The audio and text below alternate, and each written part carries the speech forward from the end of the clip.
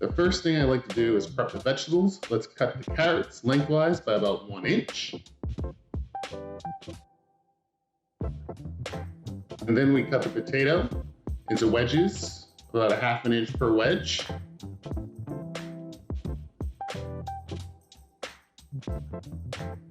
And finally, let's dice the chives to little teeny bitty pieces. And let's not forget about the garlic. We take 2 cloves and chop it up fine.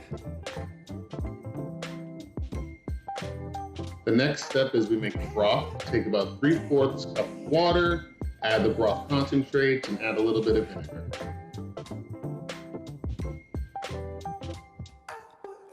The next step is we're going to make paste. We add chives, the garlic, the mustard, a little salt, a little olive oil, a little black pepper, mix it all up, and we have a nice thick paste for our pork loin. Now we season the pork loin with a little salt, a little pepper, rub it in nice, and then we take our paste and we spread it on top of the pork loin.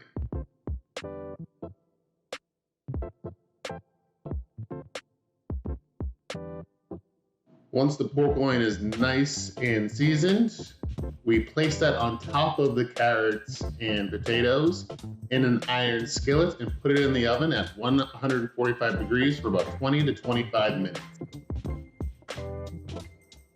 While the pork loin is cooking, we need to make the gravy.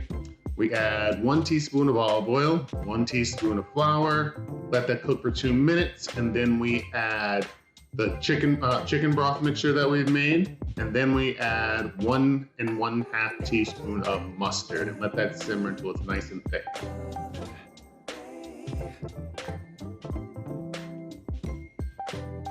Once your pork loin is cooked, put it on the cutting board and let it rest for 5 minutes. It's very important, it keeps all the juices together and the flavor inside.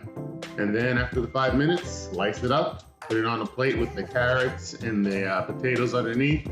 Don't forget to drizzle the gravy on top, and you have yourself a spectacular meal.